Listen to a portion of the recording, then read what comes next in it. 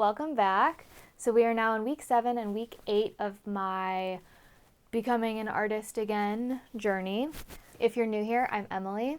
I used to draw a lot as a child and I do not draw it much at all as an adult, and I am trying to change that.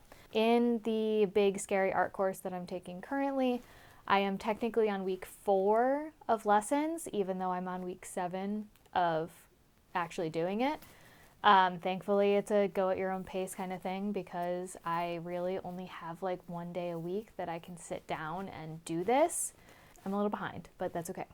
So let's jump into the inspiration stuff and then we can jump into the art content. Sorry if you can hear my dog playing in the background. I turn the camera on and he gets all excited and loud, so that's sorry.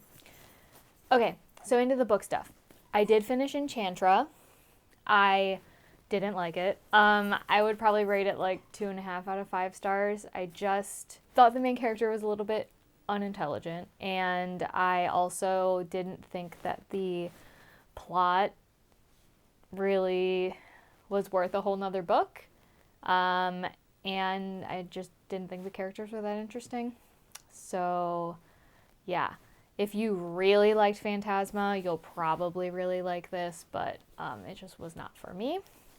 I did also read This Is How You Lose the Time War. I'm glad I gave this another shot. I tried to read this as an ebook. I made it like 6% through and then was like, eh. What I did was, one, I got a physical copy, and I think that it read so much better as a physical book. It flowed so much better.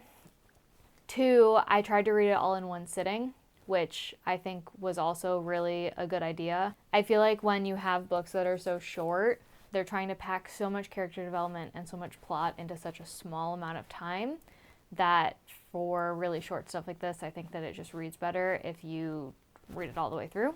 This does mean that I am now starting this chonker. So this is An Echo of Things to Come, which is the sequel to A Shadow of What Was Lost, I think it's called. It's part of a trilogy that's going to take me forever to get through, but we're going to do it. As far as games go, I finished Storyteller, but there's all sorts of like little secret things that you unlock when you beat the game, so I might try to do those. And then I've been thinking about Stardew Valley lately. I haven't played for probably a year or two, and I put a lot of hours into that. I think I technically beat it, but I do have some of the completionist stuff left that I didn't do, so I'm kind of thinking about revisiting that. And then as far as artists go, when I took pottery, I think I took maybe 2 pottery classes total. I hated it because it's super messy, and I just didn't like it, but I love watching pottery stuff. So I've really been liking the stuff that Antlerfluff has been making on Instagram. Everything that they throw is very angular and whimsical. I think I first saw a Last Unicorn mug, which was just the swirls were all kind of still angular, and it was just very fun. So I've been liking watching Antlerfluff stuff. I'll put, I probably would have already put a little picture of what they make. This week is back to normal schedule-wise. It is Wednesday currently, so I am not perfectly on my working on school on Monday schedule, but that's okay. We are going to jump into the art stuff now. Bye!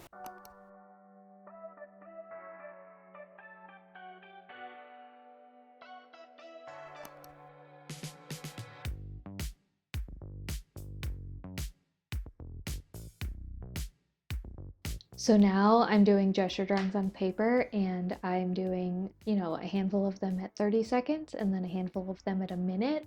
So starting really, really loose, just trying to get the form down, and then the next set of the 1 minute trying to get a little bit more details in. I will be continuing this probably for the next week and a half of footage. So this is kind of the first couple sessions of that. After I finished that, I went and started continuing to draw my D&D characters just because I wanted to put something on paper that I would be able to color later in the week. So here I'm drawing one of my characters, Mira.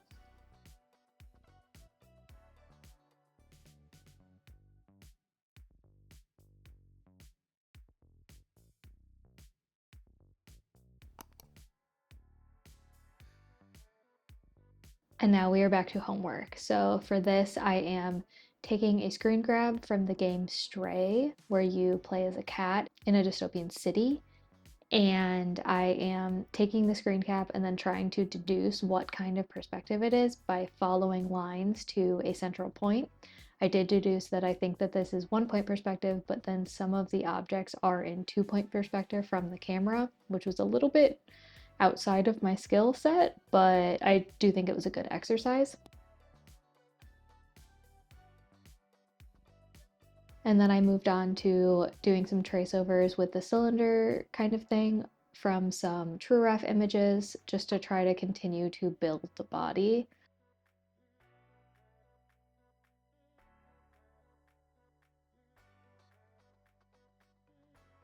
After I did this a few times, I did start trying to draw a person next to the image instead of on top of it, and I did get the scale completely wrong and do need to do this again.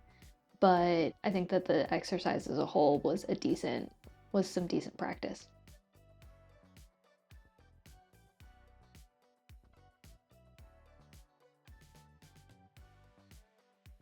And now we're back to the final day of my doing this gesture drawing exercise as much as I can.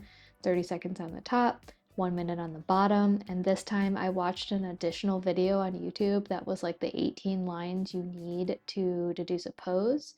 And I think that this really helped me catch the movement more than just the normal method that Marc was teaching.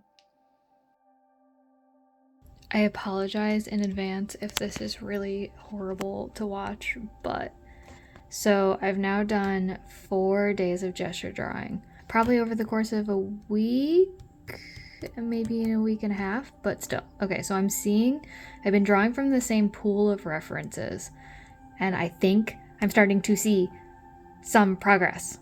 Okay, hold on.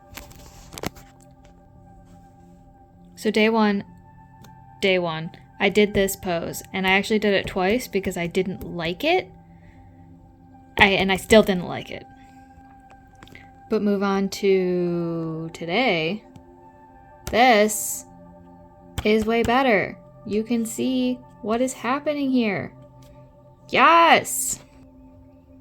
Here's a second one. So I did this one on looks like the second day of doing this.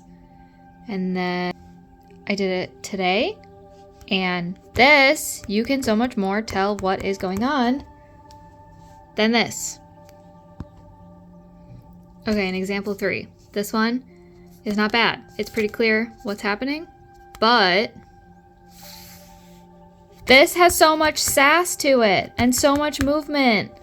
And all I changed was I was doing it the class way here, all 3 of these. And then today, someone on the Discord posted a video of like the 18, I think, 16 to 18 lines you need for a gesture drawing. And I started implementing that. And here's the difference between one day, because I actually did these yesterday. So here, in my minute, I was trying to get caught up in the cylinders and stuff. Here, I really just focused on the movement. And I think these give me so much more information than these in the same amount of time. So that's cool.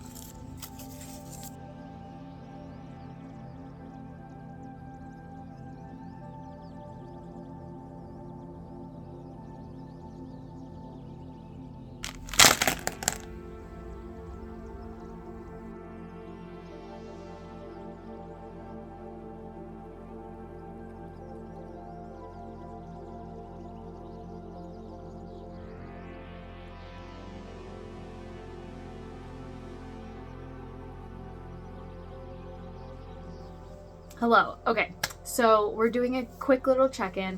It's currently week 8. It is Wednesday. So I did school on Monday. I have been drawing a lot. Obviously, if you've made it to this point, there's been a lot of time lapses. I'm finding that where I'm at in the course is I'm in term 1 and I'm technically in like week 5 of 8. But week 5 through 8 are basically just keep doing daily exercises, which I can't do daily. I can't do 10 exercises every day with my like workload and life load. So I have done all of the assignments at this point at least once, and I have done something most days. I don't feel like I'm ready to go to term 2 because I feel like I can't finish things. So I like, I'm comfortable sketching both digitally and traditionally. I like sketching, but I hate lining, and I feel like once I put color on stuff, everything looks weird. I feel like I need to work that out before I move to week 2, at least to some extent. So my goal with the rest of this week is to sketch things and then color them. And obviously these are not going to be prints, but I want to work out some sort of at least baseline coloring technique on both physically and digitally. And I need to work out my line art thing because I'm actually kind of wondering if I should just start putting black pencil lines over my sketches, just because I like how pencil looks and I don't like how liner looks when I do it. And then I'm wondering if I can replicate that similarly digitally, where I'll do the sketch in red or whatever. I've been doing stuff in red, but I do the sketch and then my last sketch layer would be in black to start emphasizing the key stuff, and then the red layers could get turned into multiply layers at the end to add some, texture or something. So that's my goal, is I want to draw a couple things and color a couple things before I move to the next one. I also would like to do one environment study that's colored. I'm not sure if this is going to be digitally or physically. I just feel very uncomfortable with finishing things, and I feel like I need to get over that hurdle a little bit before I can move on. So that's where we're at. All right, it is now the end of the week, so let's see how we did. All right, so starting with the gesture drawings, we already talked through these. These were about 4 sessions of about 8 minutes per session to do all of these. And we talked about how we are seeing some gains. Then this is, you guys have seen this because we were drawing this weird, this little mermaid. Since then, I did ink in black colored pencil some of the sketches that were on this spread. These are 2 of my D&D characters. I colored this one because I didn't like it that much, so I did a little coloring. And then we did more schoolwork. So this was a perspective study, some, they do like a lines and circles thing to warm up, and some cubes to warm up, and some ugly spheres. This was better than whatever the hell that is. Just drawing random cylindrical objects. And then I did my first perspective study. This made my brain hurt so bad. So this is actually from Zelda Breath of the Wild. This is an environment of one of the royal person's rooms. And it was fun, but it made my brain hurt. And then, all right, we have some color. So these are actually really old sketches from earlier on in the sketchbook that I just traced out on marker paper and colored. I did a head study that I colored that I don't like, but that's okay. I did more head studies, and then I started drawing rabbits. So I made like a mossy rock rabbit that I colored. I don't really think it reads like a rock, but the moss looks okay. The moss is not too bad. I did a couple more of those. I actually like this one, and I liked that one, but I might try coloring this one digitally and see what happens. Then I made cheese rabbits. I did try coloring this one on marker paper and it was absolutely vile. So I'm glad that I'm not coloring the ones that I like, I guess. And then this was supposed to be a honey rabbit, but transparency I'm not figuring out well. So it's more like a hot honey rabbit. But she's kind of cute. So I think that it's working. But we'll see how we continue with the last like 3-4 pages of the sketchbook. I am actually going to leave this video here. We did a lot of drawing this week and we're going to do a lot of drawing next week. So I will see you there. Bye!